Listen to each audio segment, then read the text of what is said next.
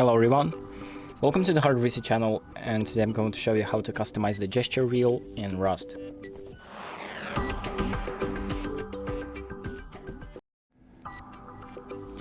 So if you go to options and then go to the gesture tab, you have your gesture wheels. So here you can customize the gestures that you can do and the wheel that you choose the gestures from during the game.